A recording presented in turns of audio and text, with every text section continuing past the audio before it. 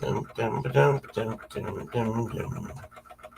Dum, dum, dum, dum, dum, dum, dum. Dum, dum, dum, dum, dum. Howdy, howdy, howdy.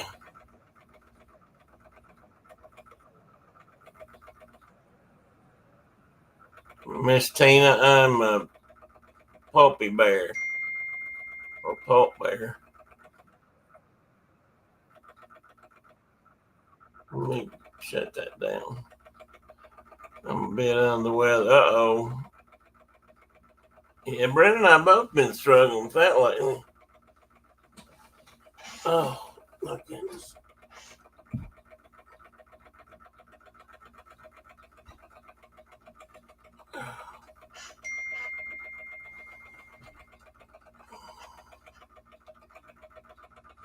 You guys see my unruly part of my beard. It don't want to stay up with the rest.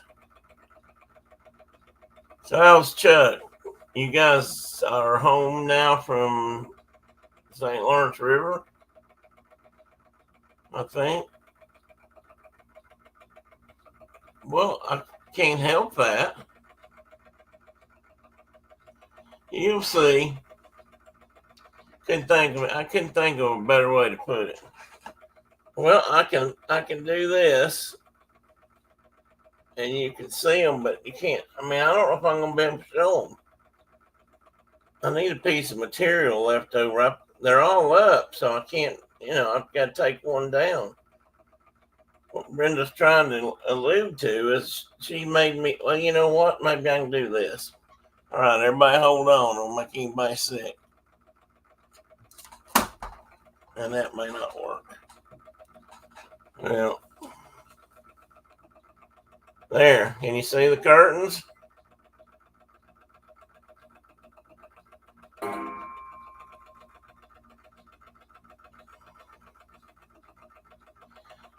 I know there wasn't any leftover material. That's why I knew you could bring me a piece up. But can you see that? I should be able to get a pretty good look. Hey, Diana. I got buffaloes and crossed arrows. Hey, Carol. Welcome in, Corky. Yeah, hide to Tim's curtains. Whoops. Get it back on there. I had a mental lapse there about suddenly looking at the bottom of my camera. Brenda worked on them this week, and she got them finished up yesterday, I think. I thought it might be a little dim in here today, but it's not. This one's doing just about right for knocking this glare off. And hang on a minute. Let me put you back on the stand here. I'm going to stop the camera for a minute. I'll keep talking while I do this. I pulled it down off there, about broke it.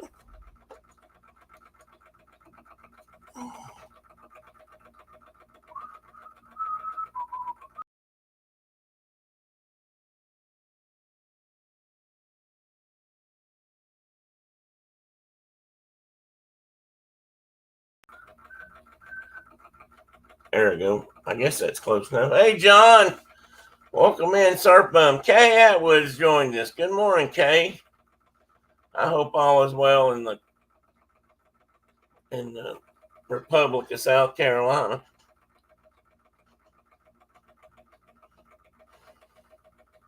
I heard that saying I love about South Carolina again this week. I listened to and watched the Civil War.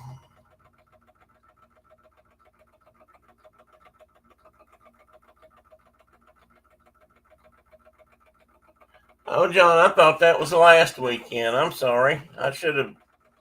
Well, I hope you had good weather for that. And I mean, I know that may sound silly, but it seemed like I've gone to so many funerals where it was pouring down rain. Well, it was overcast when I got up. I think I posted a sunrise picture or starting to sunrise. You see other progress, do you? Yeah, there's a few things back there that are happening. I have a bulletin board with a copy of the Declaration of Independence on it. The green print you see above is something Phil gave me. Hey, there he is. Hey, buddy. Hey there. Can you hear me? I can.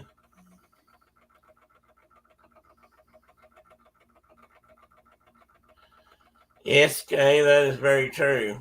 There was a saying in a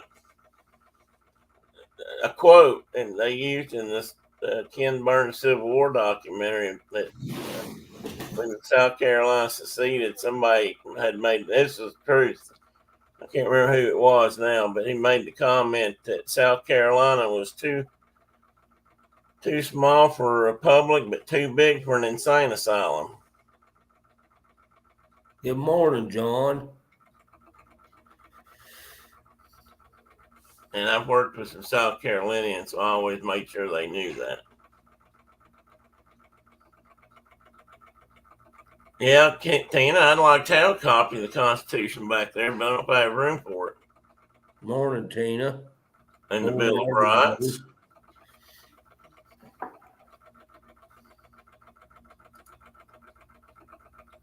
How are you this morning? You feeling better? It's taking a bit. Yeah. As you can hear in my voice. Well, you don't sound as bad as last week, though. No, it's better, but I haven't been talking this morning yet, so I think it's getting better. Is the smoke cleared up any out your way? It depends on the day. It's some days are clear and some days are diamonds and some days are stone. We've had heavy frost the last 2 mornings. Lovely. But I was on the mountain all day yesterday with the fellows. They picked me up in a green truck and I went on my first official ride along. Oh, did you? I was a 30-year employee, and then now I'm a ride-along volunteer guy. Did you do that officially, or they just come along and make you a ride-along volunteer? No, you can't do nothing like we used to do in the old days, where you just threw somebody in your truck and went. Oh, yeah. You can't do none of that. You gotta fill out all kind of forms online, and anyway, I got all that done, but I'm good through 2030. So my goodness. I'm almost surprised you did that. Well, we went and wandered about. We went and looked at some projects we had put in for beaver. And went and looked at some projects that we had done for shrub mowing, where we were trying to invigorate the stands of shrubs, and they looked good. And we went up on the mountain, and the aspens are still as green as I've never seen them at this time of the year. They're almost every stand is still bright green. Yeah. Nobody's turning yet. It's weird. But at the house here, the last 2 mornings in a row, it's been like heavy frost. Well, that'll turn it. Yeah, the willows down here on the river bottom are starting to yellow up a little bit, so it won't be long. I'll be complaining about white stuff. So, well, you do live in Wyoming. You can't ever be happy with the weather. Oh, it's too hot. Oh, it's too cold. Oh, it's too wet. It's too dry. I've definitely entered Sorry, the old man complaining about the weather and watching the weather on various media way too much. yeah, there's a commercial about that now. No, Brent and I haven't been. There's a Bucky's just down the road from here, but we've not been to it. I always figure it's too busy for my blood. Maybe some Wednesday morning or something we can go by there someday about 10. I wouldn't want to go there at lunch probably. Sometime when there shouldn't be anybody there. Boy, that store has become like there's almost like a cult following of that. Yeah, no kidding. Bucky's. Hey, Diana, good morning. Diana G from Canada. We have two Dianas in here today. Good morning, Diana. How's Manitoba today? Have you had your first two frosts yet, Diana? Mark has. And they were good ones too, like scrape your windshield kind of frost. How cold? How cold did it get down to? I don't know, 31, 32, something like that. I think it's been in the 60s here, low 60s. Diane, how cold? Diane Hughes is one of Brenda's old friends. Is she still in here from high school? And in fact, she was down here visiting the other day. She lives up on Unaka. Not Unaka. I'm sorry. Roan. Roan. Roan. Yeah, and so I'm sure they've had some. You get some frost in that country. I bet so. I mean, it's been in the low 60s here last week, maybe 50s. In the morning? Yeah, in the mornings. It's warm. In fact, it was 65 or 66 this morning, but it's supposed to be 80. It's supposed to hit 80, I think, today, this afternoon, but it's generally cooling off. Yeah, we're running low 30s to the upper 60s now. That's kind of where we're at. So summertime weather out there.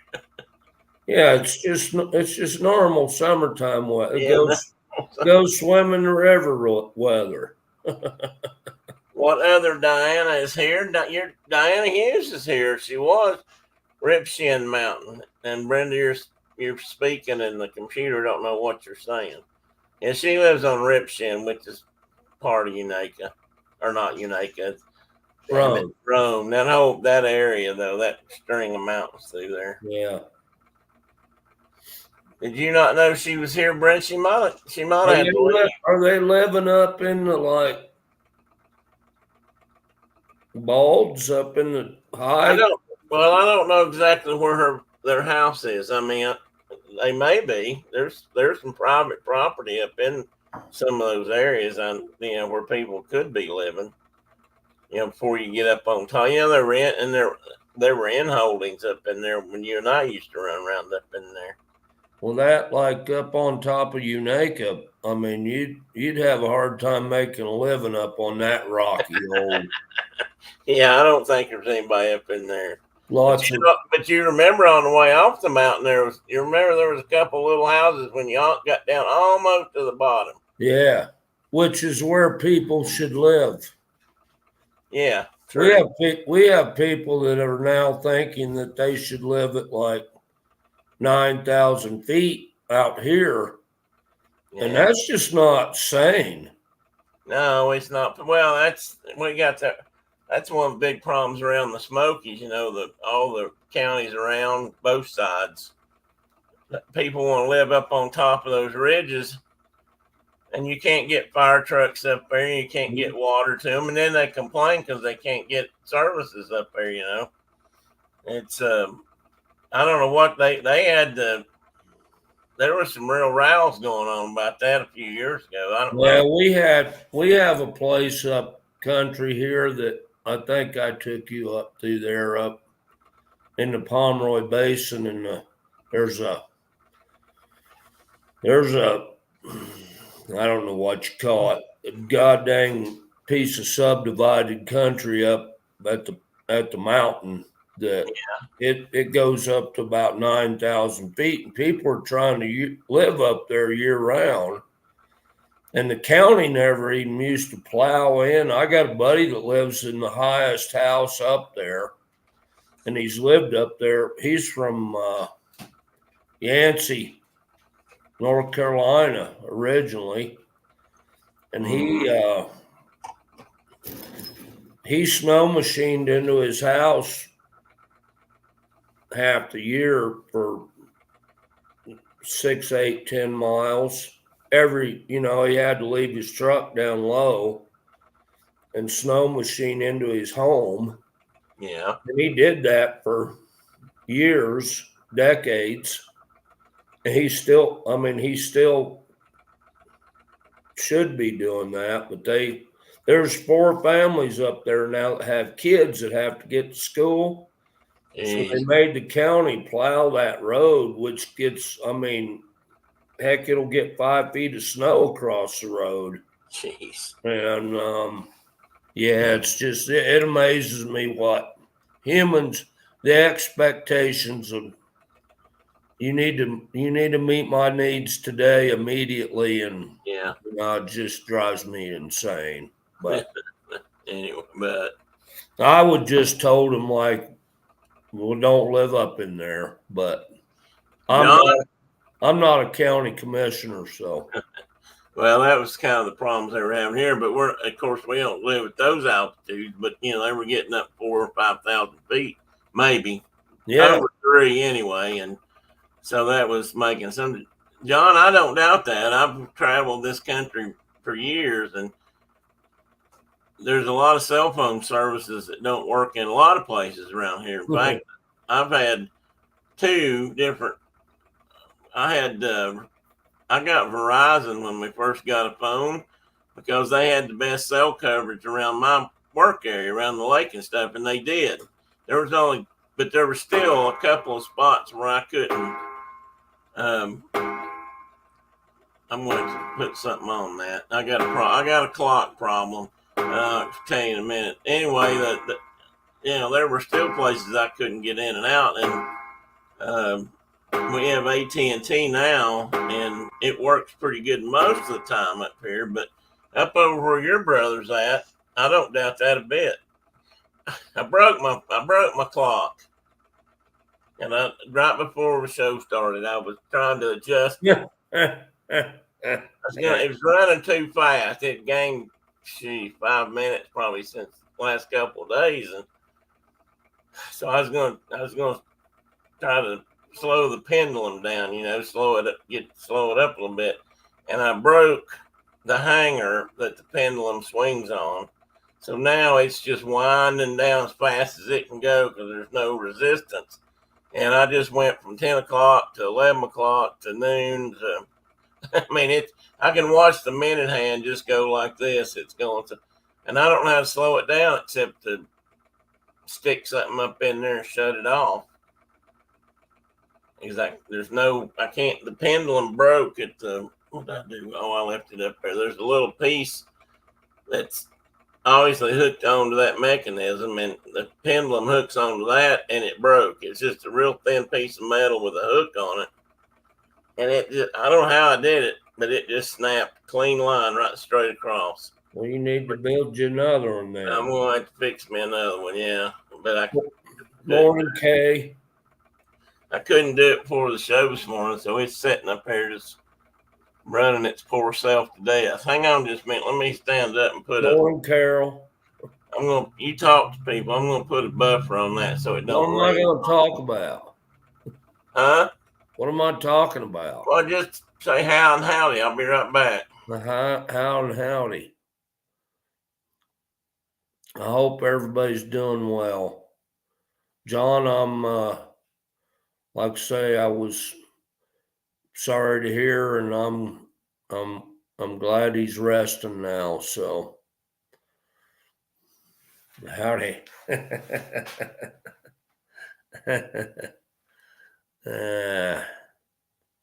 Yeah, it's got we're starting to get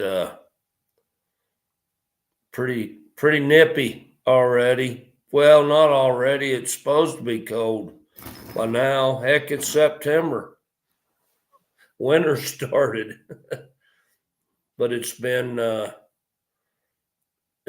bit frosty in the morning here the last couple mornings, and things are gonna go. We'll get a little bump of warm weather probably before October, and then it'll settle in. I'm back. And if your daddy made it to 86, brother, he won. Yeah. I mean, as long as he was healthy through that, he won the deal. Was he still in? Was he in Florida, John? I mean, I think, didn't you tell me he was living down around? John said on this deal that he was in Florida and had to get him home. Oh, okay. Oh, okay. Yeah, he was down around St. Augustine, I think. Yeah, John, I'm glad that.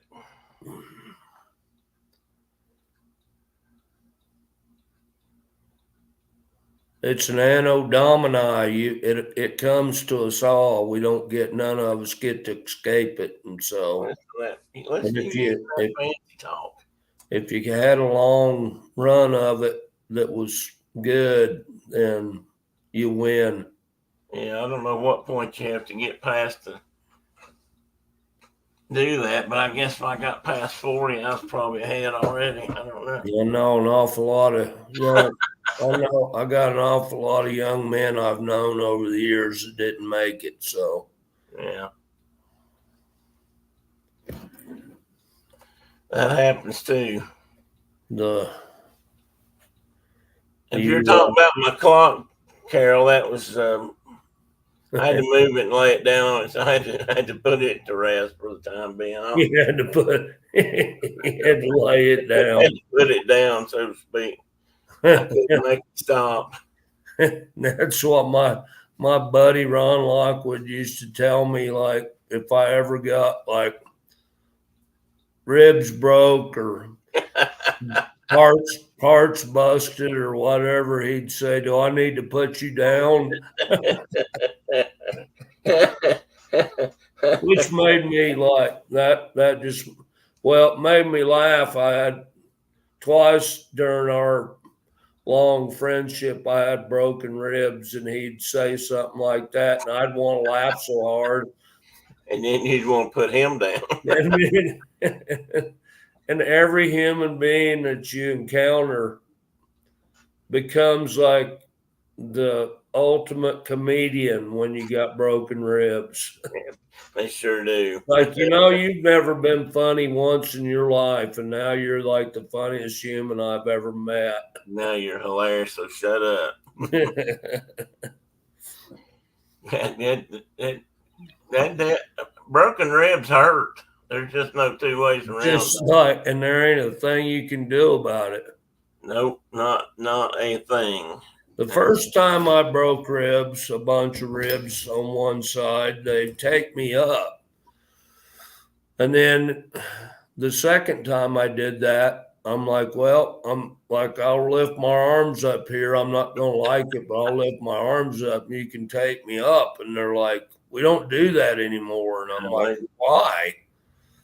And they're like, well, you can't breathe deep enough and you'll get pneumonia. Yeah, too many people get pneumonia. That's what they told me. And I told the doc at that time, I was like, well, I know they're broken. I can feel the ends of them. Why am I even here? Here, let me give you a big bunch of money. Yeah, to tell me you can't do it. You're not doing nothing for me. Here, take ibuprofen. Yeah. Well, I could have done that by myself. Yeah, I went to get mine when I had mine broken. I went to the doctor, and that's what they told me too. I said, I said, oh, okay, so what are you going to do? And it's like nothing. You Nothing. get to live it out. That's absolutely nothing.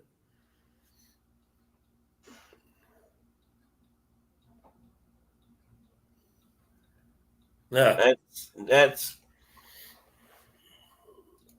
Well, at least he didn't have to suffer through that for very long, John. no, that's what I don't know if that's the same version, but that's kind of what they're watching out. I've evidently got a marker for that, but I don't know if that's going to mean anything.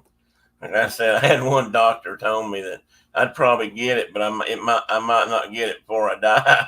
So I figure that one out. But that's what he said. He said, "Oh, you're going to get it. You may be dead first, but you're going to get it." I thought, well, that's comforting.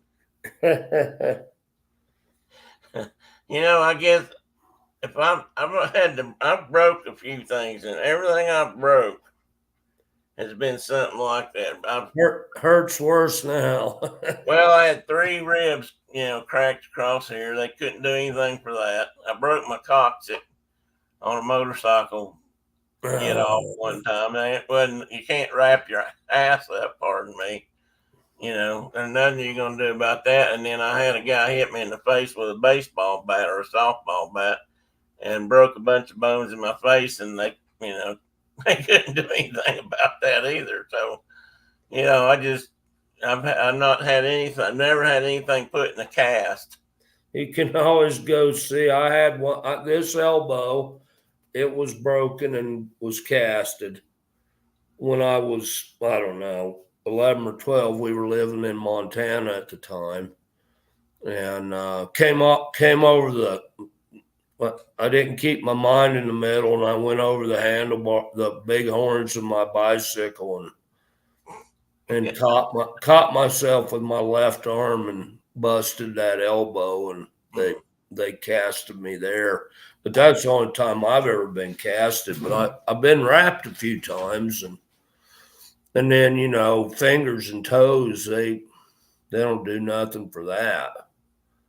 They told me I had this thumb ripped out a socket and chipped a bone they called a rancher's thumb. I was wrapped up in a big old dog fight and had 2 dogs trying to pull them apart. Oh man! And one of them wrapped me up in his neck hide, and when he pulled away, he just snapped my thumb. And they were going to put me in a cast up to my elbow for that. They were going to do surgery and then put me in a cast up to my elbow. And it was opening day of quail season in Arizona in 2005. And I had a young dog that was just the best dog I ever had. And I'm like, so what does that mean? Well, you'll be in that cast for I don't know how many months. And I was like, what if I don't let you do anything? Well, you'll always have a big old knot there, and it'll probably bother you when it's cold or what. And I'm like, I'll take that. I'm going quail hunting.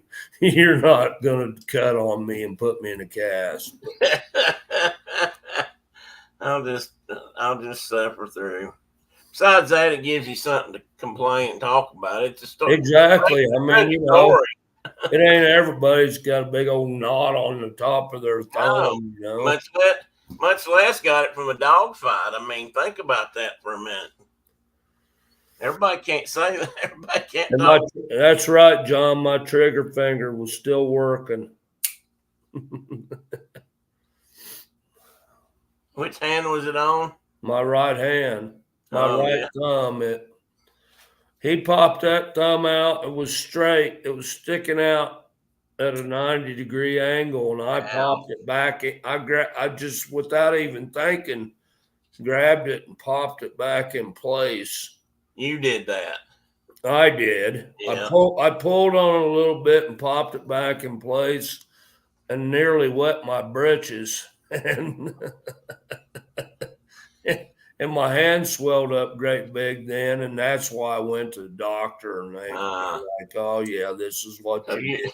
You kind of sort of self-inflicted then. There's a no, I mean the damage was done. There's a big right there at that bottom joint of your thumb.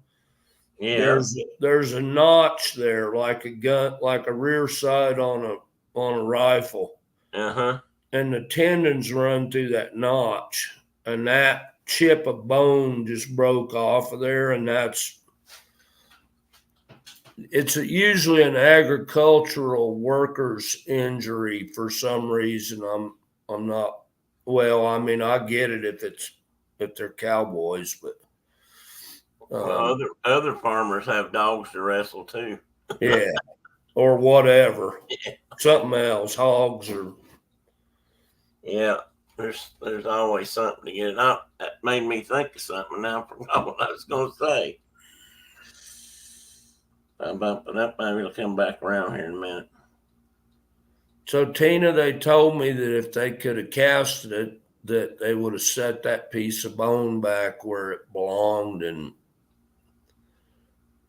maybe it would have been okay. But Is it still floating around in there? I'm still not convinced they know what the heck they're doing most days.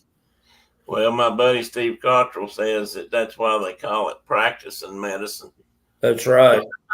Because they don't really know what they're doing. That's his theory anyway, or hypothesis on it. He's done some research, so it could be at the theory level, but now I don't know.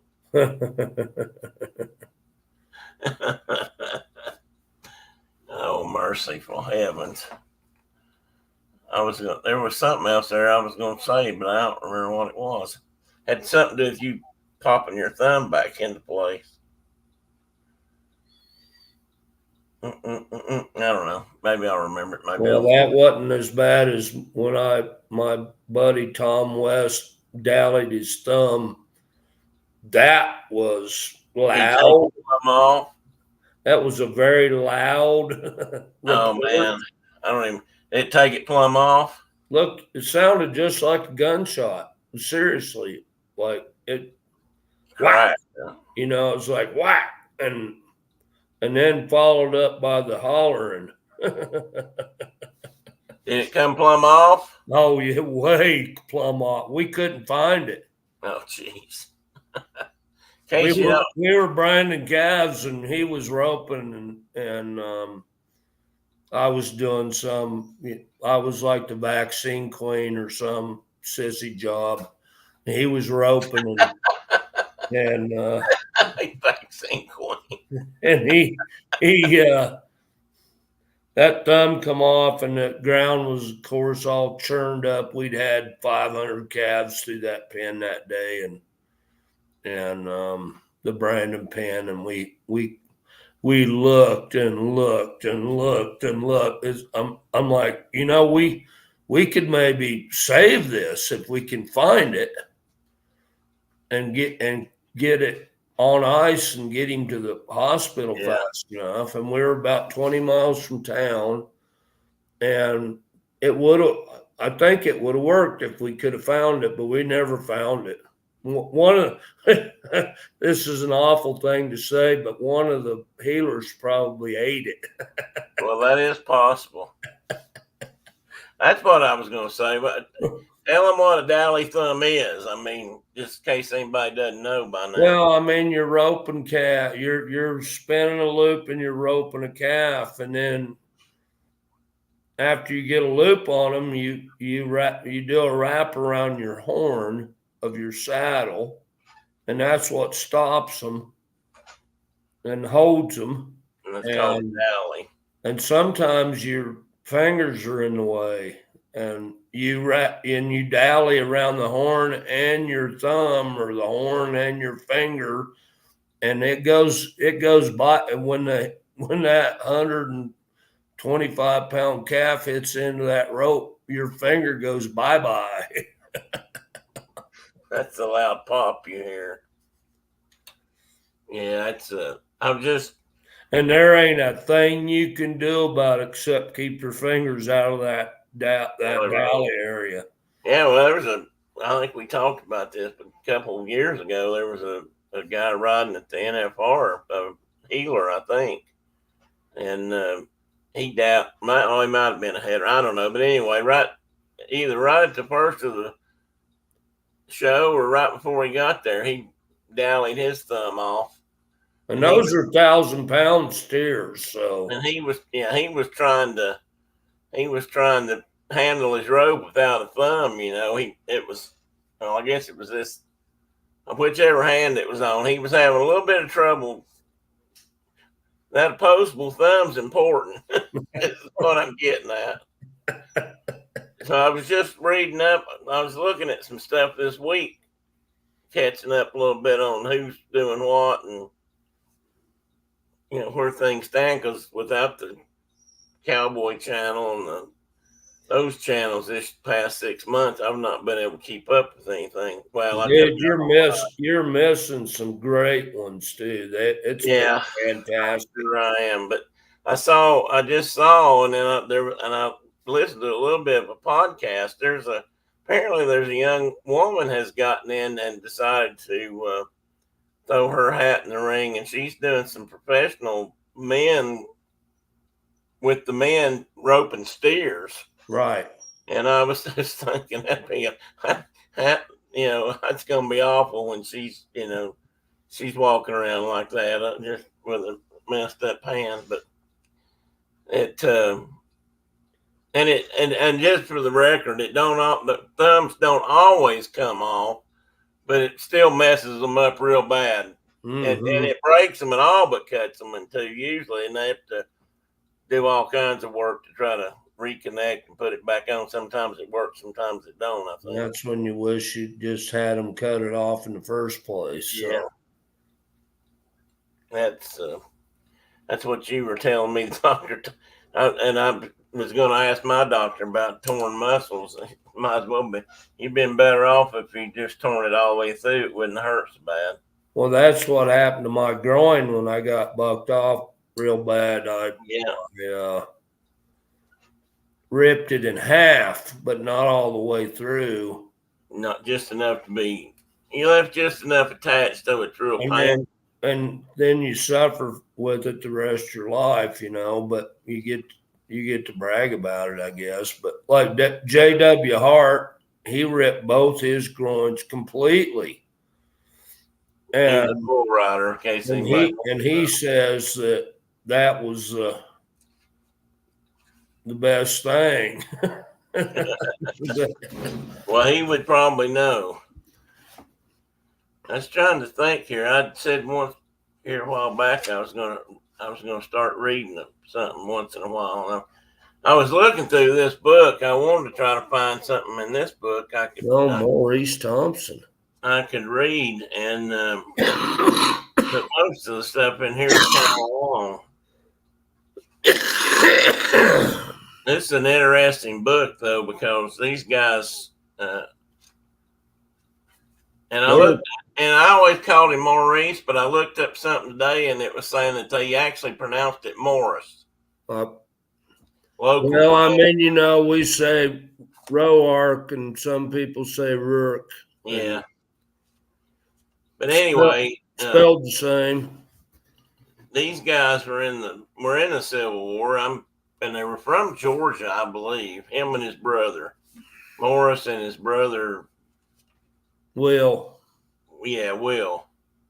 And in fact, he's got something written in here about him in the first part of the book. William H. Thompson, the constant companion of my wildwood days, the enthusiastic and perfectly trained archer, the keen woodsman and tireless hunter. This book is affectionately inscribed by his brother, Morris. And but this has got a lot of cool stuff in it about early Florida as in colonial, post-colonial, early, Civil War period stuff. But Florida was not the same place it is today. Hey, Dave, welcome in. It's not the same place. Wild.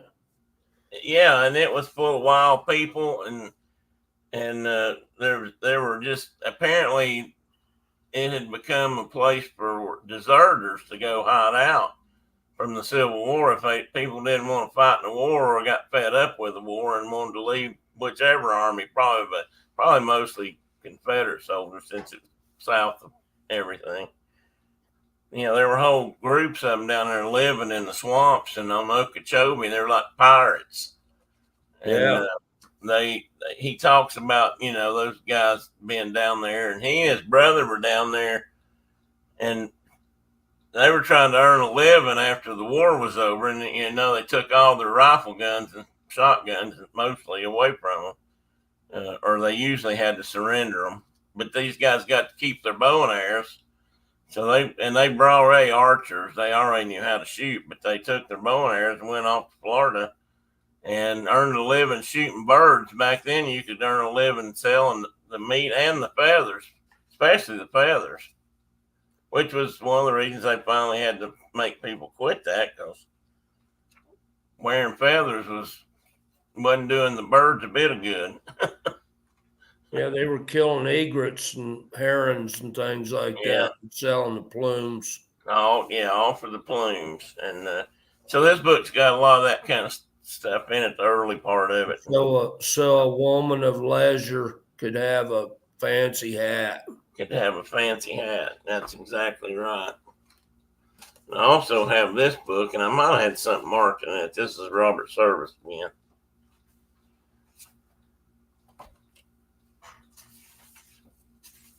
I don't know how well I can do it, but I can try to read here. This is the Ballad of Blasphemous Bill. It says, I took a contract to bury the body of blasphemous, and this is one we've talked about, to bury the body of blasphemous Bill McKee, whenever, wherever, whatsoever the manner of death he die, whether he die in the light of day or under the peak-faced moon, in cabin or dance hall, camp or dive, muclucks or patent swoon, on velvet tundra or virgin peak, by glacier drift or draw, and muskeg hollow and canyon gloom, by avalanche, fang or claw, by battle, murder or sudden wealth, by pestilence, hooch or lead. I swore on the book I was to follow, and look till I found my tombless dead. It had a special way of saying things. Is that in Canada or Alaska? He was in Alaska and Yukon. I think mostly Canada. Got it. In the Klondike, or that whole area was kind of lumped together. But Blasphemous Bill. For Bill was a dainty kind of cuss, and his mind was mighty soft on a dinky patch with flowers and grass in a civilized boneyard lot. And where he died or how he died, it didn't matter a damn, so long as he had a grave with frills and a tombstone epigram. So I promised him, and he paid the price in good Chichaco coin, which the same I blowed in that very night down in the Tenderloin.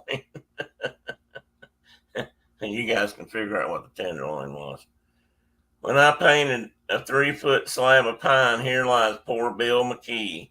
And I hung it up in my cabin wall, and I waited for Bill to die. Years passed away, and at last one day came a squaw with a story strange of a long deserted line of traps way back on the Bighorn Range. Bighorn Range, maybe this was further south. A little hut by the Great Divide, and a white man stiff and still lying there by his lonesome self, and I figured it must be Bill. So I thought of the contract I'd made with him, and I took down from the shelf the swell black box with a silver plate he had picked out for himself. And I packed it full of grub and hooch, and I slung it on the sleigh. Then I harnessed up my team of dogs and was off at dawn of day. I won't read it off because it's several pages, but maybe I'll continue. If you guys ever watch one of my favorite shows, Northern Exposure, they did a story like that where two of the main characters on that TV series had to go find their version of blasphemous bill way up somewhere in Alaska where he'd passed away, and they promised to bury him somewhere special. He picked out a spot, and they had all promised to do that when they were young men, and they weren't young men anymore. And the two of them finally got to a point where they gave up and had to bury him in a new spot. Let's just say it's a pretty good. It has a pretty good episode. Okay, anybody come in besides Dave that I might have missed? Adam, where's your husband at today? Come here. Come here. All right, let me get some stuff started here. I've wasted enough time. So last week. So this one. I can't see. Hang on. You can't see what? Hey, Penny. She got to meet Mr. Mephitis last night. Oh, did she? Night before last, actually. Yeah. So we had to whip up some of our Juju Magic peroxide, baking soda, and Dawn dishwashing liquid and give her a good scrubbing. She must not smell too bad. Of course, you don't care. You're used to it. She don't smell bad now at all, but she did smell bad. She come running in the house. Because that's what they always do. Hard as she could, come running in the house and ran in and jumped on my brain tan buffalo robe. Oh, boy. And I was not a happy camper with her. She ran into a skunk, just in case you guys didn't know who he was talking about. Yeah, Mr. Mephitis is a skunk. Mephitis. His own self. Dave, I've seen some this week. I don't have any out right now because my feeder's missing. Brenda took my feeder down yesterday, I think, and she hadn't brought it back out yet. My hummingbirds will be looking for it because I've seen them. They'll dart in and out once in a while. They're looking for it. So they'll be at the window pecking on the glass. Yeah, where's it at? You got me started on this stuff. Where's it at? Pat McManus did a whole article on that where the birds would come. He started feeding birds and they would be at the window pecking on the glass, giving him the stink eye. Well, we know we had 6 at one time. It's hard to say if we had 6 around or if we had many around, but we counted as many as 6 at one time in the front porch a few days ago. Oh, and Tina says, yeah, and they like to get and then roll on the couch. She got introduced. She said, I got introduced to Miss Mephitis when Danny and Morgan had their encounter. We had a couple of dogs that used to get hammered. We lived on that little farm down in Murfreesboro. There were skunks everywhere on that place. And I mean that literally. That's not even hyperbole. I've never seen so many skunks in my life. Hyperbole. That's a good word. You get extra points for that one today. I looked that word up the other day to make sure I spelled it right. I knew it already, but I wasn't sure about my spelling. But the little dog at ours, but it was Brenda's dog, Pepper. She got popped a couple of times, and then we had our Australian Shepherd. He got nailed several times, but he was more of an outside dog, so it wasn't quite as bad. But we still cleaned him up. But he got to, I swear this is the truth. Brenda can back this up. He got to where he'd get sprayed and then he'd get out in the fields and he rolled in something. I don't know if it was cow manure or some combination he put together himself.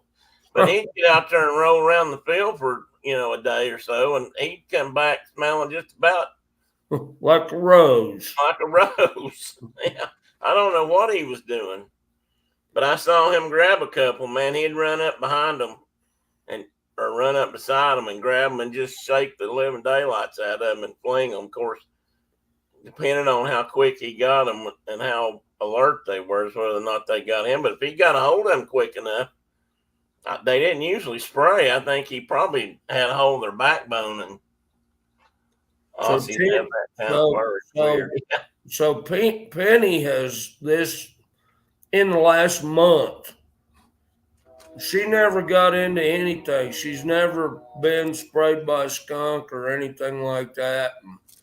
In the last month, she's got porcupine quills and skunk spray. Oh, no. They have a lot of quills.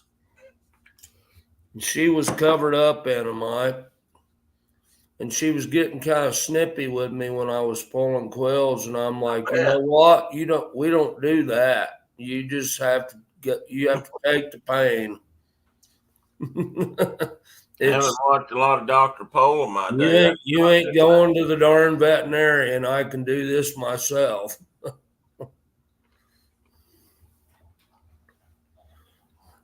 I mean, our veterinarian only is anywhere close to us only once a week, so you might as well do it. Welcome to Wyoming. Yeah, I mean, our vet lives like 90 miles from here, and it's not in your area that often either. And he has a clinic down here in Kemmer, which is 15 miles from here, once a week on Wednesdays, and that's it. My buddy Cottrell, he used to hunt when he went to school at he went and got his master's degree in wildlife up at Michigan State. Oh, heck. Carol, don't be offended. He did all his research work and stuff down in Tennessee. That was the funny part. But he went, he got the grade from him, or the degree. But I guess he kind of got hooked on the bird hunting up there, and he liked to go up there and grouse hunt. At that time, grouse were really good up there. And I'm not going to go into detail, but it had a lot to do with logging practices back then that they've changed now. You don't get as much good quail or grouse habitat as you used to. Carol's already offended. Sorry. Now, so I know a guy that went to Michigan State. Don't hold that. Go blue. But anyway, he was up there one time with a new dog, and she ran out and come squalling back in with her snout full of quills. Porcupine quills. And he really didn't know what to do about it because that was, I guess, his first time, and he was going to try to find a vet, and another hunter came along and said, got all kinds of noise out there. Came along and said, well, I can help you fix that. So he showed him how to do it. You hear all that racket? Is that motorcycles? I think it's cars.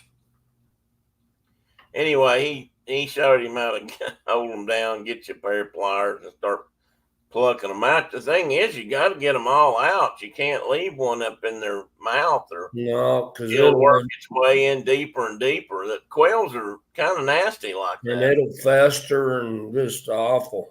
And then it gets bad.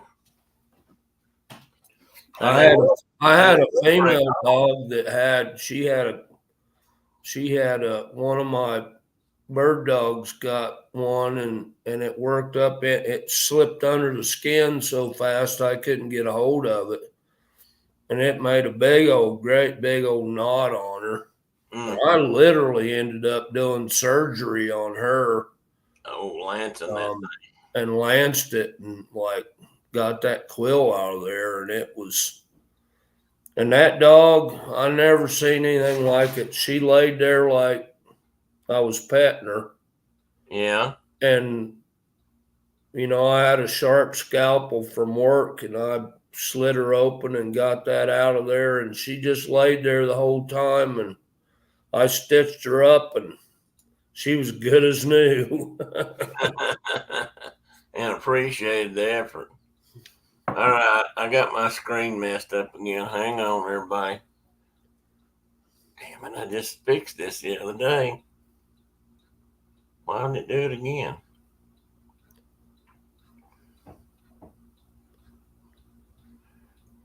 Bear with me a minute. So, Tina, it's Mr. Mephitis, and it's Mephitus, Mephitis. And I don't know what that means other than stinky skunk. Close enough. I'm sure we could look up the Latin in that and figure it out, but and I'm sure both of them probably means something like small black and white animal that stinks or something like that. That's probably it. Small black and white animal that stinks and will spray. I was going to ask you what we was talking about today. Well, I was going to finish. I got started last week. We got talking about what's his name? That's it, Tina. That's it, Mephitis. And it Corner might be IS instead of US, but it's still, that's it.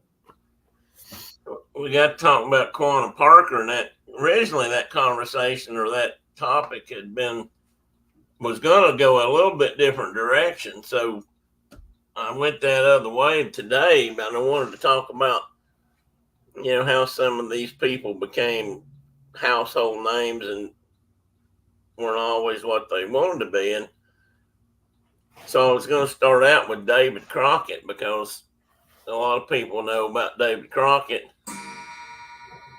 and they've heard the songs about David Crockett or Davy Crockett, as those things said. And most of that wasn't true. A lot of that was kind of made up, and he made up some of it, but other people made up a lot of it. And so he wrote his own book. I'll get to that just in a minute. But he was quite the storyteller. Oh, he was. The yarn teller. So if you're still with us, hit the like button if you don't mind. Subscribe to the channel if you haven't, and leave a comment. YouTube likes that. I don't know if I care, but YouTube likes it. So anyway, and something else I didn't get to last week was when last Saturday morning when I was getting ready for the show, then I was looking out my window making coffee, and all of a sudden I had this swarm, a flock of blackbirds of various kinds just showed up in the backyard or in my yard and neighbor's yard, and they just worked their way through there picking out bugs and whatever else they were catching. It was just weird. They just all showed up, worked their way through, and then moved on. I don't know what they were after. But there were some grackles and some starlings, and I swear there might have been some rusties in there, but I'm not positive about that. I think we get some of those passing through from time, rusty blackbirds. So I meant to put that in there. But the other thing was Brenda and I took a road trip last week, and we drove up to northeast of here to Kingsport area. Well, didn't quite get to Kingsport, but we were probably inside the city limits. But up along the North Fork of the Holston River, and that's where my mom's family's from. And I've talked about them some, and Sensabaugh Holler, and yeah, it's spelled with a HOLLOW, but it ain't said that way. Just so you know, it sounds like it has an R at the end. If you're from up there, it's holler. If you're not from up there, you say hollow, and people know immediately that you're not from around there. Anyway, we were driving around up there, and we drove by the old home property and where I grew up, running and chasing everything under the sun, ponies and cars and hiding in the weeds and climbing the barn, and a lot of the stories I've told came from there. And but we drove on up the road, and I guess the address there technically was. Everybody said they were from Church Hill up there, but my family, but their address, I believe, said Ross Campground. Well, this swing set is at what's known as Ross Campground, and Ross Campground was named after it was a place where they used to bring big tent revivals in, and people would come. I guess when they had a camp meeting, they did them in other places up around here too, and you know, people would come and stay and I guess camp, and then they'd put up a big circus tent or something. That's where they'd have all the preaching and revivaling and whatever else they did there. But snake handling and whatnot. In some cases, in this particular, but when we were driving around, we had a couple family reunions there, and there's a little church there, and that's where a lot of my family's laid to rest. Across the road from that, we've got a burial area that's just full of sensible balls and I think Boyers. I don't know, Brenda, if she's still in here, she could tell. But while I was there, like I said, as kids, we used to play in this playground, and I was looking and I said, "Holy hell, look at that!" Because that's the same swing set that I used to swing on when I was a small child. And if you'll look, it has none of the safeguards of today's swing sets. That's a real old-fashioned, honest-to-God swing set. It's got a great big high slide on it, which you would never have today. That slide's probably near 10 feet tall, I'd say, at the top. And it's got two teeter-totters on it. And you know, if you ain't never had somebody step off the other end of the teeter-totter while you're teetering and you slam to the ground, you ain't lived. Just another. And that slide was made out of steel that would burn the hide off of you. Oh yeah, especially on a sunny day. Yeah, there wasn't no plastic on that. You'd scald yourself on that thing. And the swings were, you know, hanging on chains, and we would start pushing one another to see how high we could get. And I swear to you, sometimes we got felt like we got nearly horizontal with the bar. Well, that's when the chain would start looping then, when you'd get too high and the chain would there'd be a big belly in the chain. Slack, yeah. When you swung back down, it was like wham, like you were riding a bull or something. Well, and also at some point, somebody said, "Jump off," and we'd take off and we'd jump out of the swing and go flying 20 feet and land on the ground. And somehow we got up and came back and did it again. And they were made out of the seat was always that old big old wide piece of heavy duty marine canvas. Yeah. Anyway, so I took a picture of that. That's definitely pre-car seat era. I'll tell you that right now. One of the things, if your life wasn't in peril, were you really having fun? That's a good question, Carol. I think that's a good question. Tina, I hadn't forgot. I'm going to come back to that just in a minute. If your life wasn't in peril, were you really having fun? There was a little 2-room schoolhouse on this property. And I don't believe it's gone. My cousins all went to that school up through 8th grade. My cousin Bruce, who was my age, he might not have finished there, but he started there. And they had 4 grades on one end of that building and 4 grades on the other end of that building, two rooms, and as opposed to just one. And I don't know if they had 1 teacher or 2 teachers, and I can't remember, but it used to be on this property, just right down below this swing, and it's gone. I wanted to take a picture of it, but I don't know if it just fell into disrepair and they knocked it down or what. But there's a basketball court there, which is considering it was a little bitty school and how many students were there, I always thought that was a little bit odd. But there is a basketball court outside, not indoors, but outdoors, and that's still there. But the schoolhouse itself is gone now. We got to get up here. Diana's got to run. Tons to do. Have a wonderful day, everybody. Well, you don't have to do it. Just don't do it and say I said it was okay, Diana. And let's see. Tina said per Google, Mephitis is one of several genera and comprises 2 species, both of which are found in North America. Species of smelly creatures, and they're found here. That's good to know. And Carol said, I like your definition better than Google. It gets to the point. Absolutely. And that's so very true. And they're weasels. They're in the weasel family. That's another thing there. And I can't remember. It seems like weasel, the scientific name for weasels, Mark, I'm sure can tell you, has something for some reason, I would say that's something to do with the way their jaws are structured. Most of them have really strong jaws. That may be BS. That may just be something I'm remembering. But we jump back to. Well, I wanted to go back. Well, I wanted to make sure Tina didn't think I was blowing past her. I wanted to talk.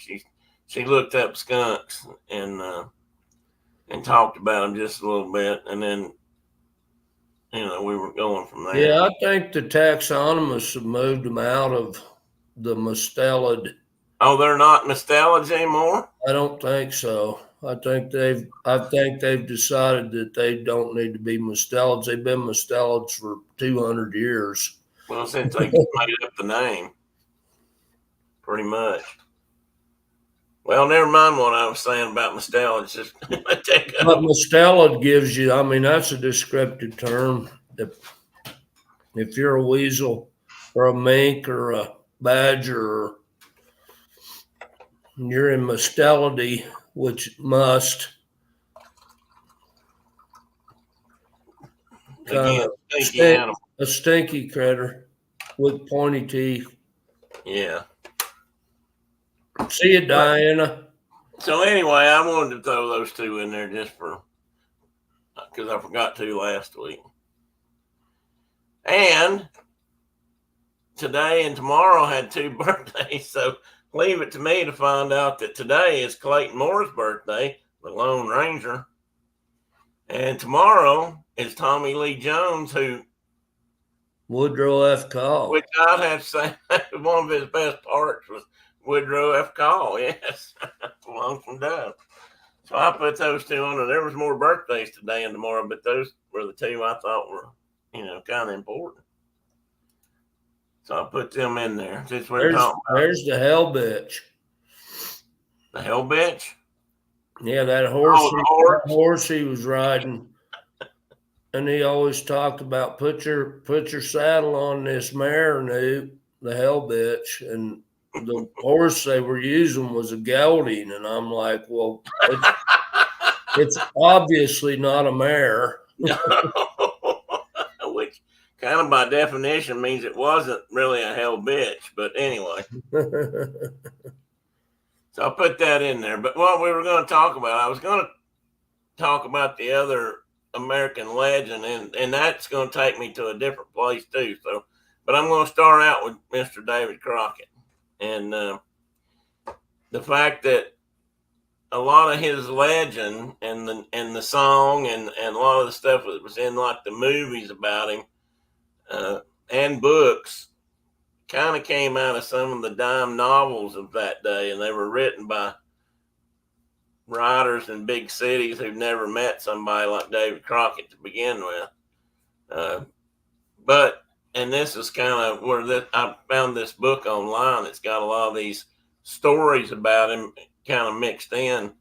I may end up buying that, naturally. But I found out that this whole genre of writing, dime novels and dime westerns and pulp fiction, if you will, that's where my name came from today, by the way.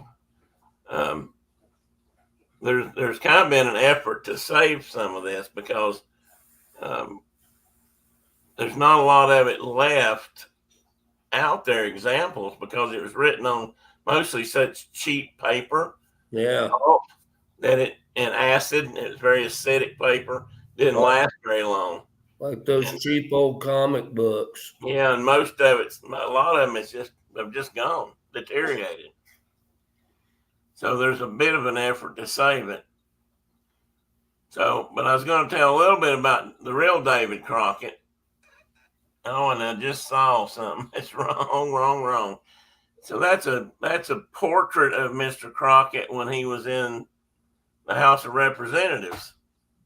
I don't remember who painted it, but so he cleaned up pretty good.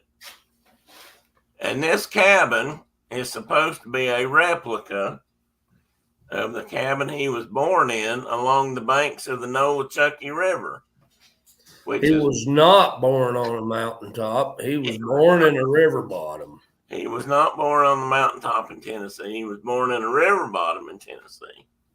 And I just noticed this stone says on this spot Davy Crockett was born. And that's it should have been David, because he didn't actually go by Davy and wasn't that crazy about the name, but the writers gave him that name. Right. He didn't like it at all. No. And I threw these in there because I was just going to point out kind of where it's at in the mountains here. You can see that this big circle right here is where he was born. And you can see it's not really on the mountaintops. It's kind of in the holler here along the ridge lines and the hills, but not on the mountaintop. He was definitely in the river bottom. And I mean, that cabin site was 100 yards or less from the river. Oh, yeah, no more than that. In fact, I think they may have had to move it more than once because, river coming up. And I spent quite a few weekends and days down on this river because we would go there for picnics and gatherings. And every year around, I think it's every year right around Labor Day, they have a big David Crockett celebration down there. It's not as big as it used to be. A big deal if you lived up there. There was quite the large gathering, and some of the best barbecue chicken I've ever had in my life they made down there. And of course, when I was a kid, I thought this house was probably his real cabin. It's obviously not, but it's supposed to be a close replica.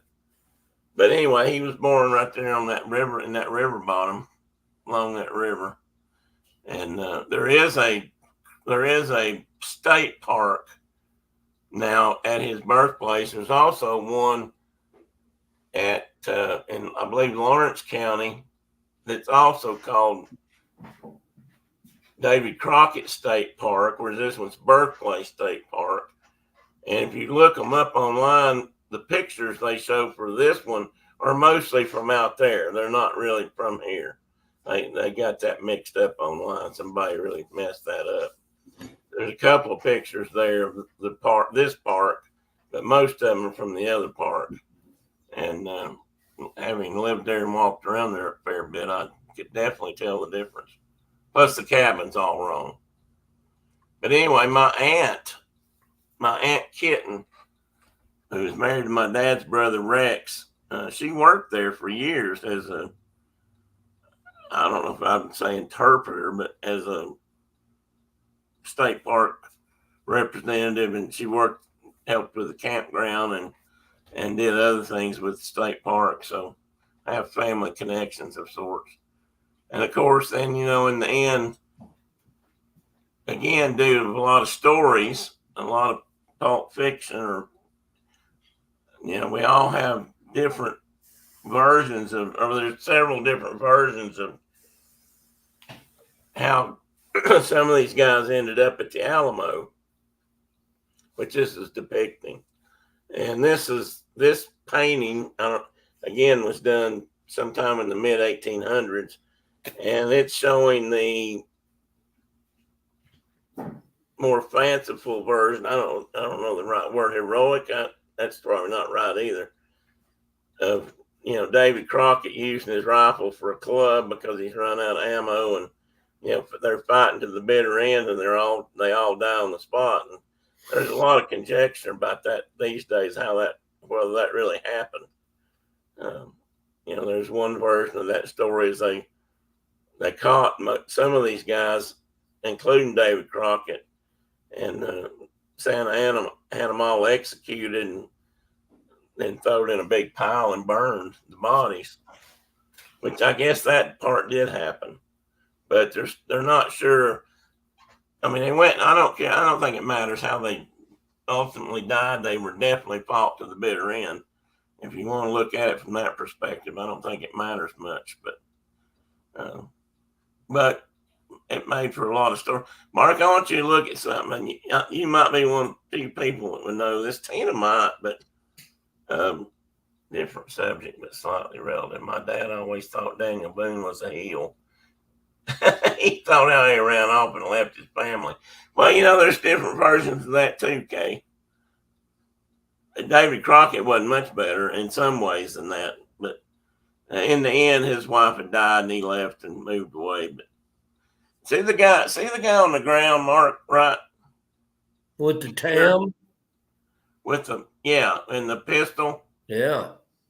He looks like, I can't think of his first name, Honeycutt, that played in lots of westerns. I swear he looks just like him. He was in one of the last ones he was in. I think he had a very distinctive voice. He was in not Rio Lobo, El Dorado. Yeah, El Dorado with John Wayne. But he was in tons and tons of westerns for years. He was, a character actor or whatever. But that guy looks like him. And this painting was done many, many years before he was ever born. I just thought I just saw that a while ago and I thought, oh, damn, that reminds me of him, a Honeycutt. Of course, it's not, but coincidence? Maybe not. So then a couple other things just about David Crockett. That's his signature, supposedly. And when he was very uneducated, but he taught himself. And he got educated when he decided to get into politics because he wanted to try to do a good job of being a representative. And in 1967, there was even a 5-cent stamp with his name and picture. Wrong again, Davy. There's a museum in Texas, not at the Alamo, but actually at San Jacinto, where the final battle was fought. Santa Ana surrendered and all that. Sam Houston led his troops or whatever, and there's a museum there, which I don't think is that far away from San Antonio, but a little ways. And supposedly that knife was one that somebody donated to that museum that belonged to him, because while most of the men died at the Alamo, there were women that survived it. There were women there who were barricaded in a cellar or in another part of the church, the mission, that actually did survive. So there were some survivors to tell the story, and that's partly why there's so much confusion about what actually happened. Because I think there's some actually saw what happened, and some were secluded and didn't see, the end. But a woman said her grandmother or great grandmother passed this knife down. Supposedly it was David Crockett's. I don't know. It looks like a patch knife. I don't think it's a belt. Maybe it's what he was using to cut. Looks like it was well sharpened. Oh yeah, well used, no doubt about that.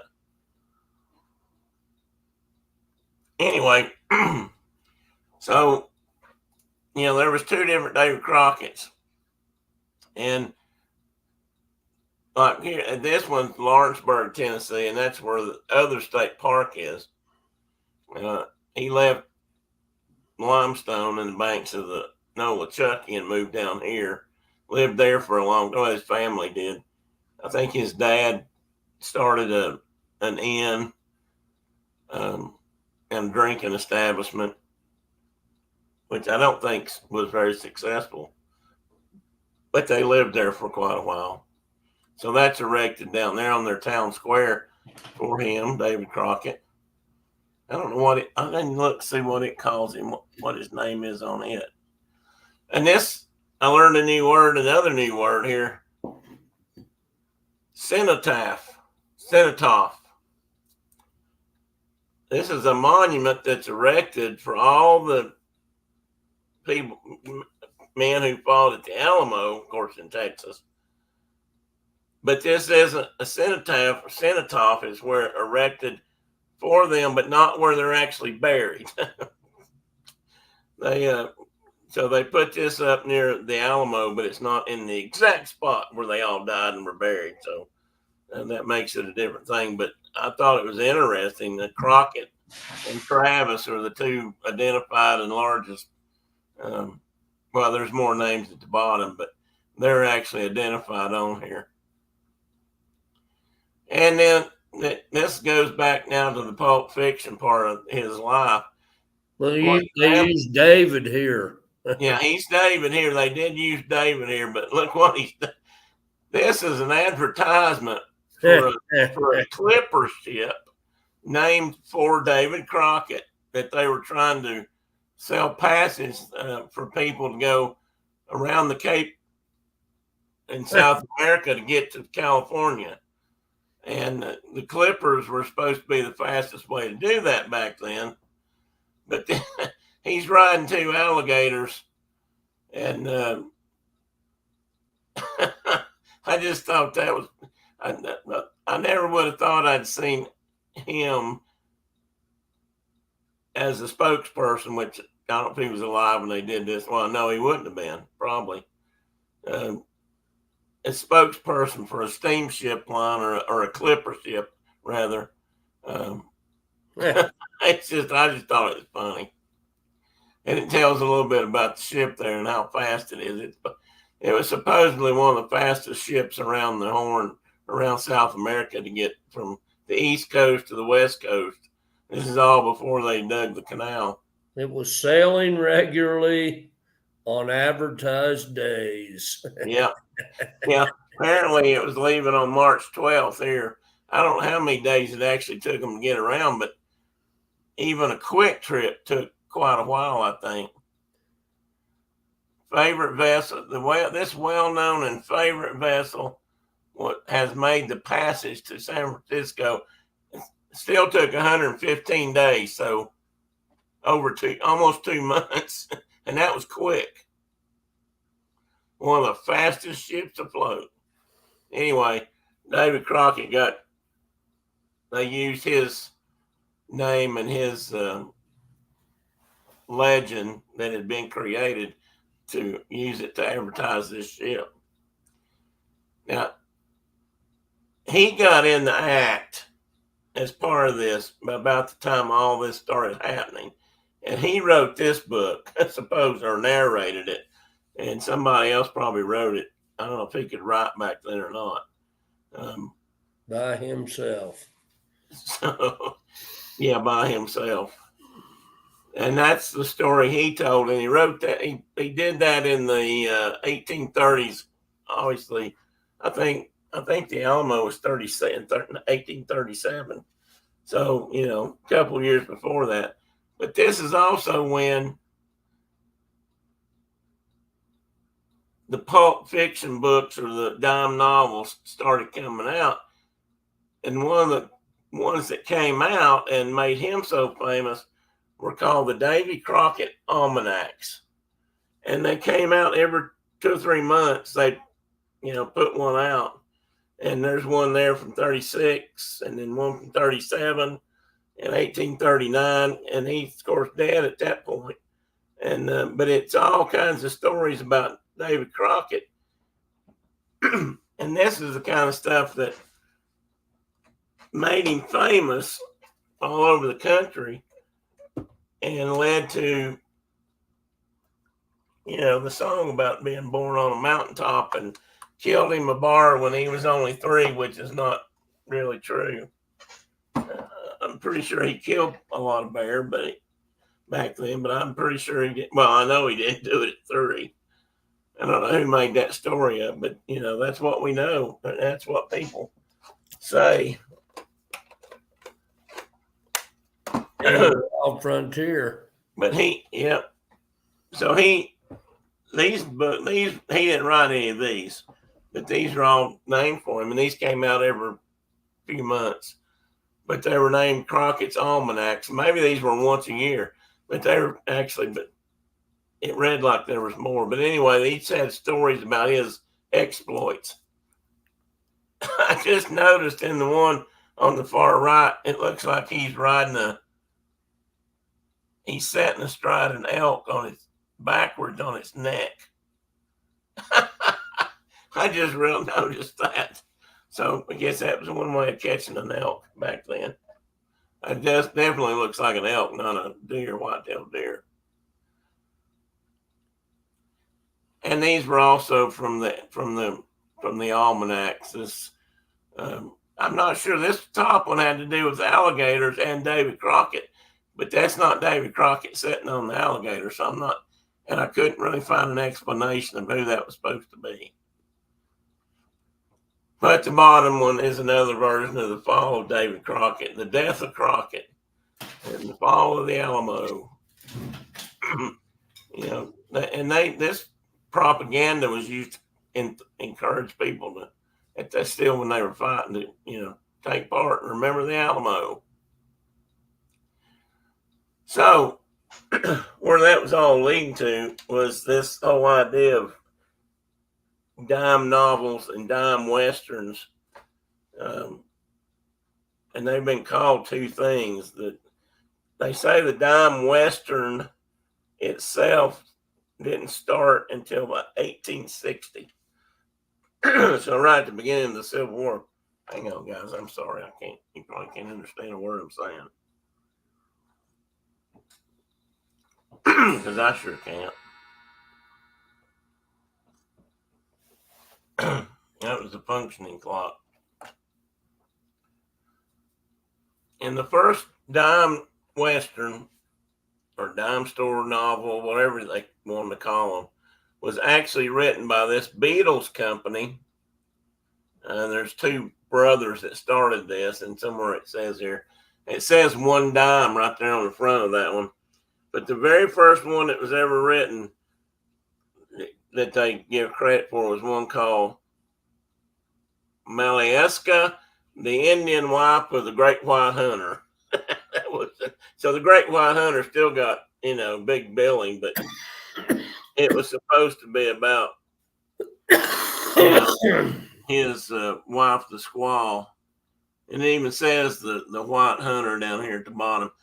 What I thought was interesting about this story was it was written by a woman. This lady here on the right actually wrote that, and I didn't think that, a lot of women had to write under, pseudonyms or false names or whatever, pen names to get stuff published. But apparently a woman could write a good dime novel. She could get it published. Good morning, Mike. Hey, Maple Bacon, good morning. You did that where Diana went? She had to go get you out of bed? He was out working. Oh, my goodness. How about donuts? Did you happen to bring any donuts? I've not had any breakfast yet. Me neither. Kind of waiting on you, buddy. You must be busy. We hadn't talked in a week or two. Anyway, so these are examples of those novels, and these things would be written, and they would come out not like once a month or once a week, but maybe every couple of months, or maybe the next one would come out next month or 3 months. They were just kind of scattered. Somebody has to work. I just saw this too on the birthday thing about Woodrow Call. He said, a hard day's work never hurt anybody, or something like that. So anyway, the Beatles. And Gus said, "I'm not afraid to be lazy." I've grown into my. And then Paul said, that don't recommend you much. Now wait a minute, back up. Who said that, Gus? Gus said, I'm glad I'm not afraid to be lazy. And Carl said, that don't recommend you much. I'm kind of with Gus on that one. So anyway, you had the early ones were written about people like Seth Jones, who I don't even know if it was a character or not, a person. But he became a character, and I'm sure there were people that read about him, and young men, young boys that read these stories that, wanted to go out west and be this guy. And this is also how so many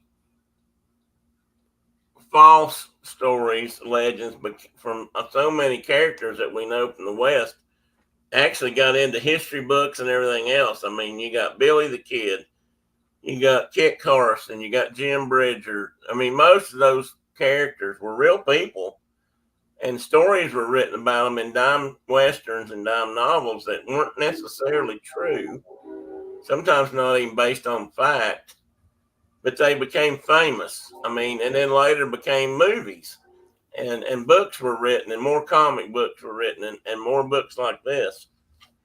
And then there was a whole bunch of people that they wrote about that never really became famous.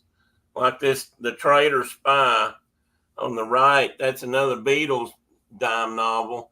And apparently the Traitor Spy was a whole series about this particular Traitor's Spy.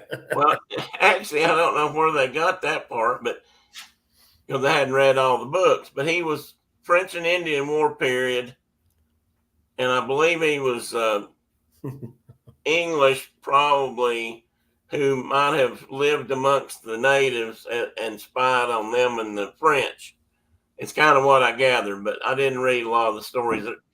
That's another cool thing about these books. There are several universities, I said earlier, that are trying to save these because they were such an impact on literature and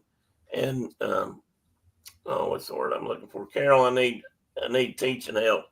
Literacy. I mean, a lot of people learned to read this way, which back then was a big deal because up to that point, reading wasn't necessarily something everybody got taught.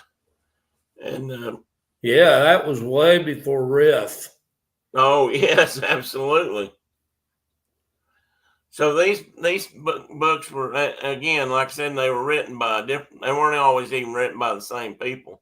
I mean, like the Traitor Spy might have had 10 stories. They may not have all been written by the same person. Some of them might have been a woman. Some of them might have been a man. It just, I don't know, it just depended.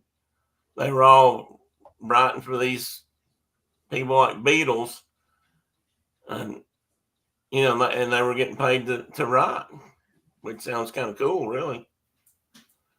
And here's a couple more examples. I forgot to put that in there.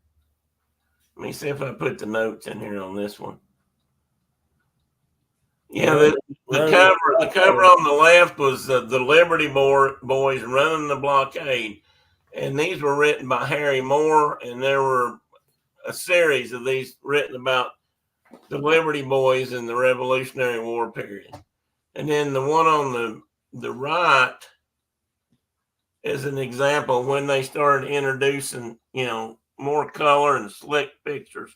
Both of these are color, obviously, but the one on the right was kind of given credit for being it upped the quality level of the art, if you will, and created, another version of what the cowboy looked like, which is probably pretty close, really. And here again, we got just all kinds of these books, and you can go online if you look up dime westerns and Google it. You can go to several websites that are working to restore these books or save what they can, and you can actually read a lot of them online. I found several. I just skimmed through them and read bits and pieces, but you can actually open them up and download them and read the whole thing. Some of them you can download on a Kindle or an e-reader. It gave several options for a way you can free, and you can download them and read them if you care to, see what they were really writing about. And again, the Western story. The Western story was where one of those other pictures came from. I thought this was interesting. And at the bottom, it said "Big Clean Stories of Outdoor Life." I think clean stories was a fairly big deal because I don't think all of them were so clean. And of course, this is that cover of the David Crockett book of the compilation of dime novel stories about him that you can buy on eBay or I think Amazon has it too.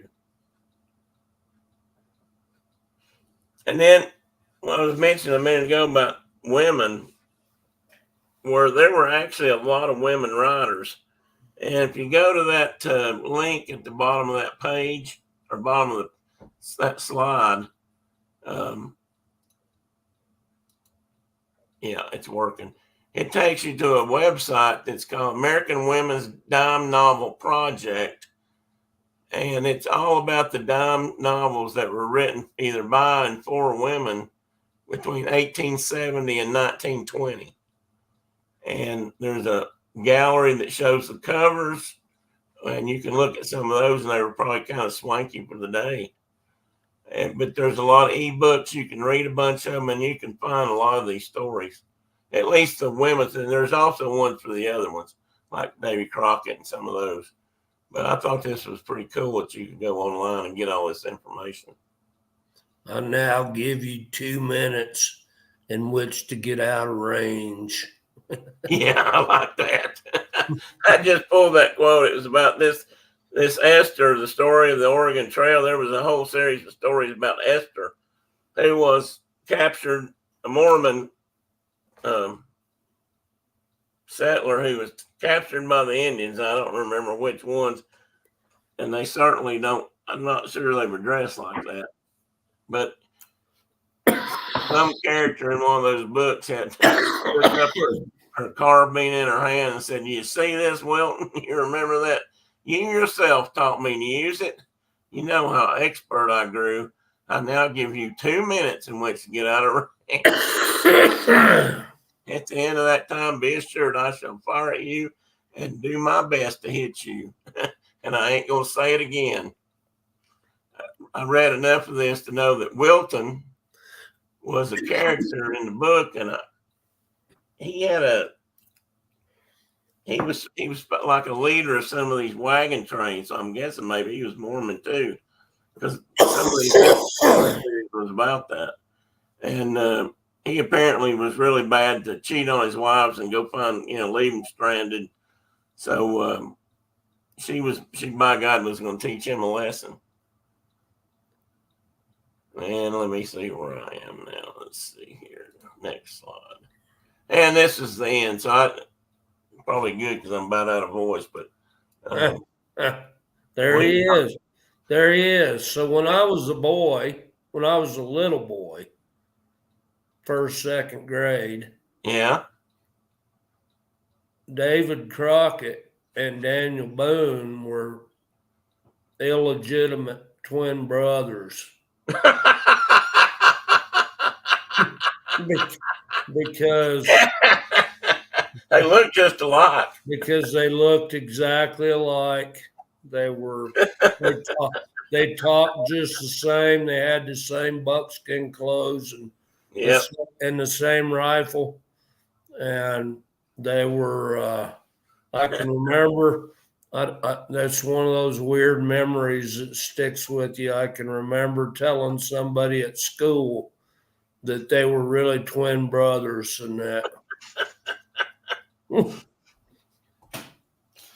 And it was all because of this man. Yep, Fess Parker got to be both of them. And this particular scene is from the first Disney version of the movie where he wrote the early legends of David Crockett when he was growing up and an Indian fighter with Andy Jackson. Right. And then this is where he's leaving Congress because in the whole area and heading to Texas because he was fed up. He was early on. He was a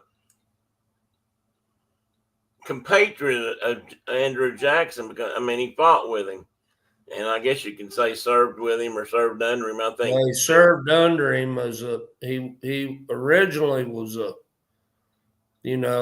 scout. scout soldier type guy, and then he didn't like killing Indians. No, and Andrew Jackson, he became just he eventually became just a feeder of the troops. He just went out and hunted deer and stuff and brought meat to the troops. That's what he did eventually. And one of the reasons he went to Texas was because of the Native American relocation program, the Trail of Tears. Yep. Andy Jackson passed that law was passed while Jackson was in office. Well, he was a huge friend of Sam Houston. Yeah. I think Houston, that lived with the Cherokee, was married to a Cherokee woman forever, and lived. He also grew. He was from around here too, and he grew up with the Cherokee. And Sam Houston's who I think talked him into like gathering a troop of Tennessee boys and going. That's why we're the volunteers. Yeah. Taking them to Texas. So he had enough of that, so he left politics and went on. But once I learned that about him, I kind of respected him even more because he left here because of that. He was really against that relocation program and had promised some of his native friends that he was going to fight that and try to stop it. Yeah. And at some point, Jackson had even told him that it wouldn't. If he told Crockett at some point that if he backed him on something, that that wouldn't happen, but it did, and it did, and he hated Andrew Jackson. Yeah, that wasn't, and so did Simon Kenton. So that's true. He did. He was in good company. Yeah, he sure was. And he, I know that Sam Houston told him like, Texas is what Tennessee used to be when we were boys. And that was a big draw for him. Like, go back to being a wild man, basically. That's one of the reasons Daniel Boone moved out of Kentucky eventually and went to Missouri. Yep. To get Same away reason. He didn't end up at the Alamo or anything, but he died an old man in Missouri, as far as I know, but he moved off out there and lived. And he took his family with him. They all went. Yeah. I don't know if Rebecca went, but I don't know if she was still alive or not at the time, but I think David Crockett might have had either 2 or 3 wives. And I think one of them may have gotten a divorce, or he may have gotten which wasn't an easy thing to do, but I think the other 2 died, which was not uncommon either. That happened. Yeah, he was alone when he had it off. I think he had some grown kids, but he wasn't married at that point. At least he had at least one grown daughter that I recall. I've read did read something about her. But it's amazing how much he looked like Daniel Boone. They even talked a lot. And I was always amazed. My mom and dad had a bunch of LP records. And I was amazed to see Mingo on the front of one of them. Mingo was quite the singer now. And he was, and he had a different name than Mingo, but. Yeah, Ed Ames. and he sang with his brothers, the Ames brothers. The Ames brothers, yep. And so what we grew up on. And I was always amazed how much a guy named Tuscarora looked like Rosie Greer. Well, yeah, and there was that too. And it's like, were there no native actors? And apparently not. Not very many anyway. Apparently not. Jay Silverhills would have been about the only person at that time that was acting. Yeah, and he wasn't really. No, he was. He was a Mohawk. Just a minute. Yeah, he was a Mohawk. Yeah. Hang on just a second. Boone wants to know.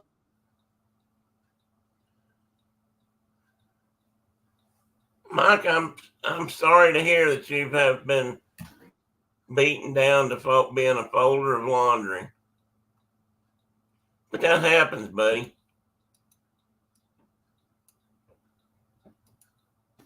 My grandson just asked me if I wanted to go antelope hunting with him tomorrow.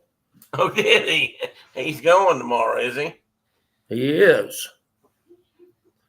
He's not of age, but his daddy is. So He's going along.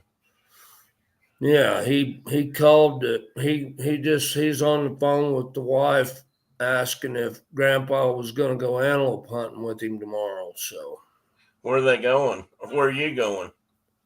just up here above the house. Is that John or is that Sammy? Which No, it's Sammy. Sammy. So man, that is growing up fast. I can't get over that. Seems like he was just a little bitty squirt. Boone. Speaking of Boone, I don't have a bad feeling about Daniel Boone personally. And you happen to have a grandson named after him. I have a grandson named after him, so And a grand dog named after David Crockett. and a grand dog named after David Crockett. That's right. Sammy's got a antelope license, so we're gonna go procure some meat. So is that either sex or Yeah, or it's either sex, but I mean the does are preferable to eating, are they not? yeah, but they're smaller, so Yeah. he'll shoot a buck, I'm sure, but it won't take long. No, probably not. We were through there just together just yesterday, and there were buck antelope everywhere, and so yeah, it'll probably be a fairly rapid procurement of sustenance. How will they hunt that, on foot or from a blind or just? Now we'll just drive around on the two tracks till he sees a buck he wants, and he can get out, and Grandpa will drive the truck after he gets it done. Yeah. Grandpa and Boone will drive the truck down to pick up Daddy with his antelope. Mike, I'm the one that called you. I just wanted to tell you how, to try to pep you up a little bit about folding laundry.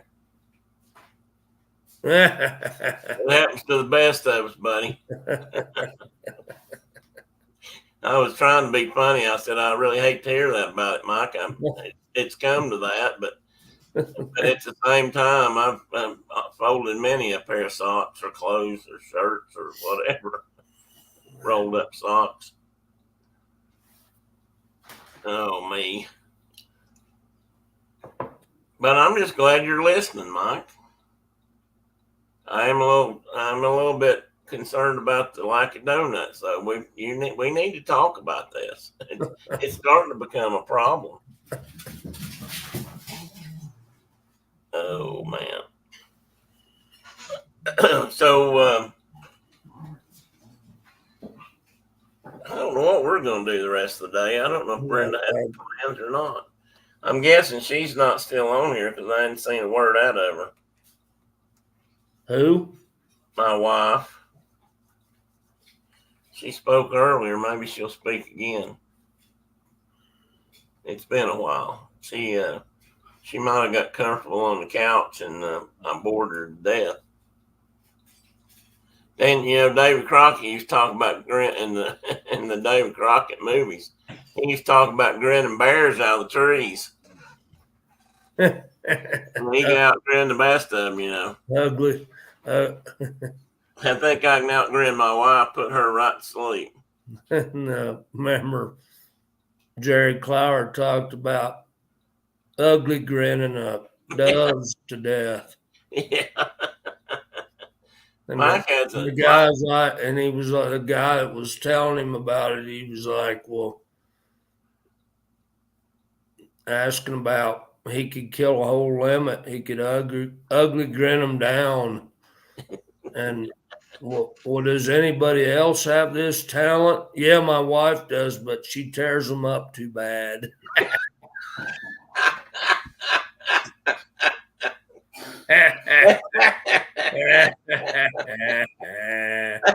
I remember that one now.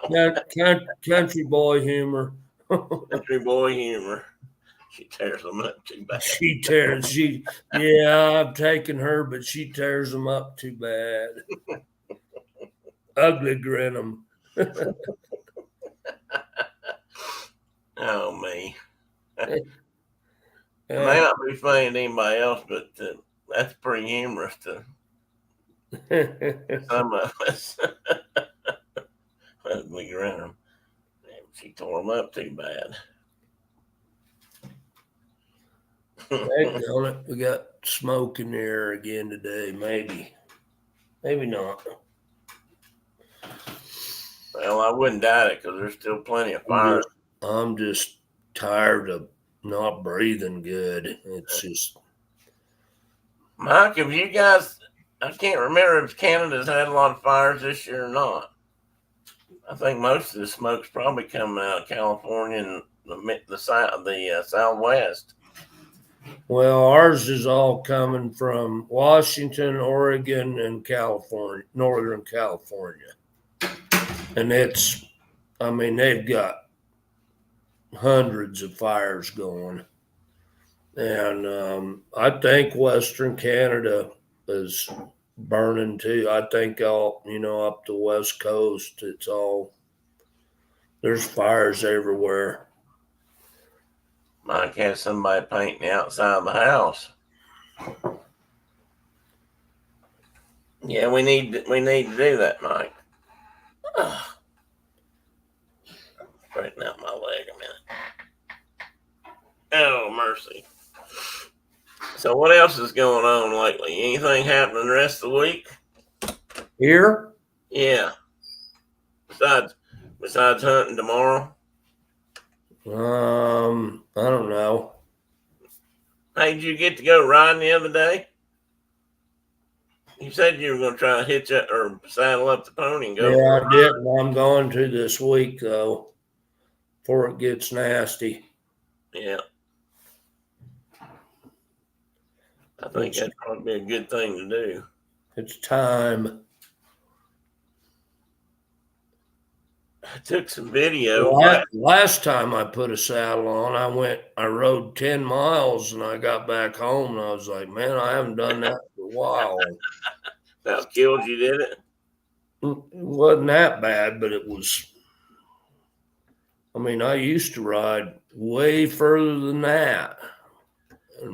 But it'd been a while since I'd ridden multiple miles. I got everybody's all trimmed up and ready to go. I just need to throw a saddle on and go. Oh, you need to go for a ride.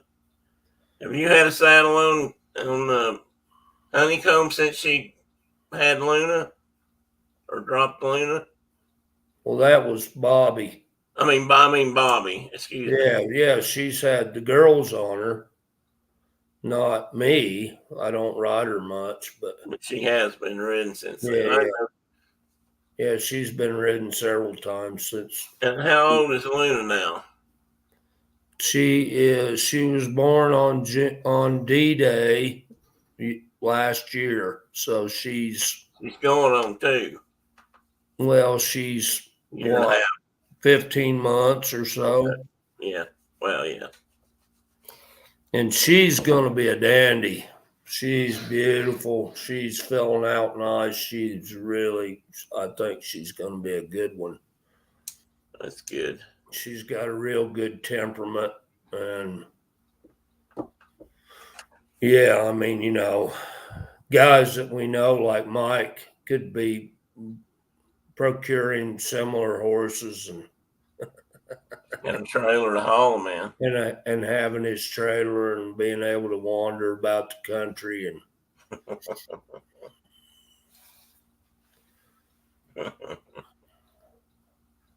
he can throw that big old dog in there with him and a motorcycle and go wandering about North America. Yes, he can. At least north of the Rio Grande. Everything north of the Rio Grande. I'd like to see everything north. It gets kind of tricksy when you get south of the old Rio Grande right now. Yeah, it can be. I don't think I've lost anything in most of those countries at the moment. Well, some of my favorite places on the planet are like in Sonora. And it's a shame. I mean, it's just a shame. You spent time down there tracking turkeys, didn't you? Yep, and Chihuahua both. And catching falcons in Chihuahua. And yeah, I loved those people and that country. It was, extremely rural and good folks and good cowboys. And it's just dangerous now, it's just changed. You were down there chasing apple mottos, weren't you? Yep. Am I saying that right? Yep, you are. I was going to look it up, but just in case. I'm the first person that ever put a transmitter on an apple motto falcon ever. Really? Yep. They were so much fun to catch.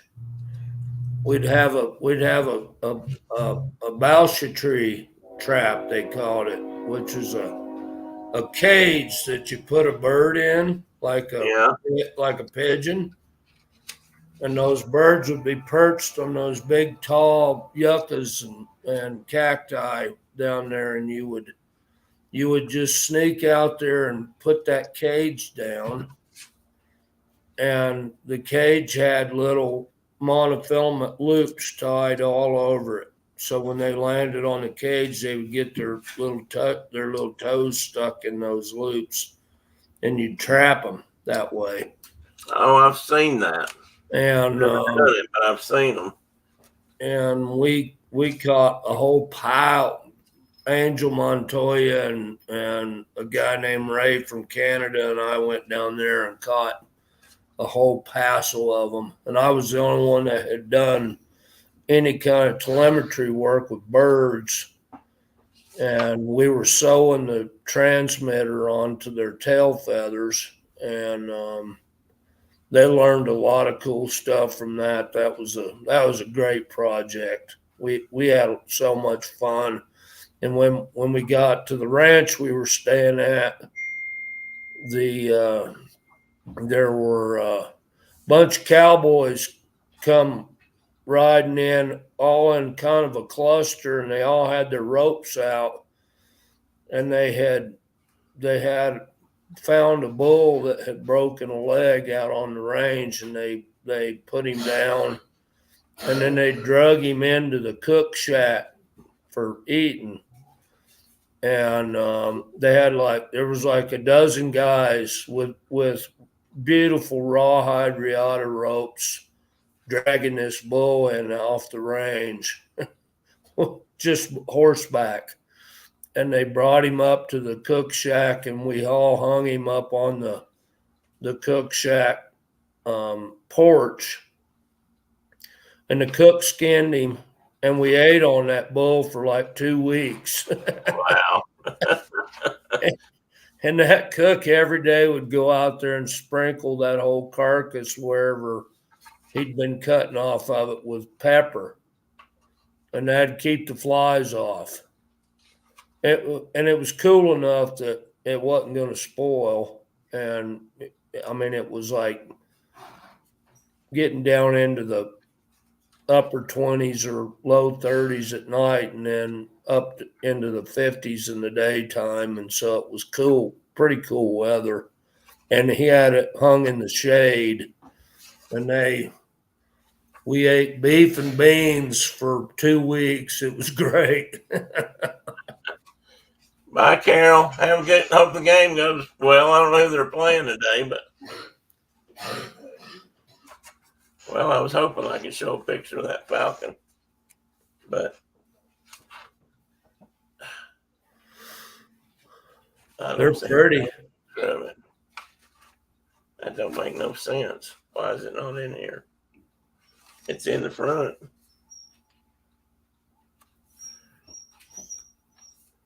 What's wrong, guys?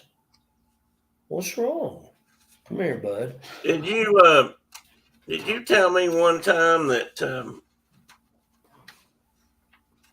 Angel was the first guy to spot one up in White Sands in Yeah, a long time or something? I yeah. can't remember. He might have been with Bitey at the time, but they were first ones to see one in New Mexico in like 100 years or something. I was looking right past them. That's kind of what they look like, guys. The falcon we're talking about. And that's terrible image. I can't get it any better. But they're in Arizona and New Mexico, and then Sonora and Chihuahua. And a cool bird. Not as big as a peregrine, but almost. But bigger than a sparrowhawk, kestrel, excuse me. Yeah, way bigger than kestrels. 2.5 or 3 times bigger than a kestrel. About the size of a prairie falcon. They're and it was so much fun to be down there in that middle of nowhere, central Chihuahua. I mean, we were a long way from a town or a telephone pole or anything. And they, no fences, just big, wild country, big plains, deserty plains country. And it was always fun. You'd see coyotes all the time, and they'd be out there hunting. And as they were hunting, they were flushing birds. And those aplomatos would just follow those coyotes. And as they flushed the bird, then the aplomato would stoop down and grab the bird, you know. They were using them like bird dogs. It was kind of cool. It was easy to see how humans had developed falconry and using bird dogs and falcons to hunt, because but this was just natural, and it was very effective. They were good at it. That makes sense.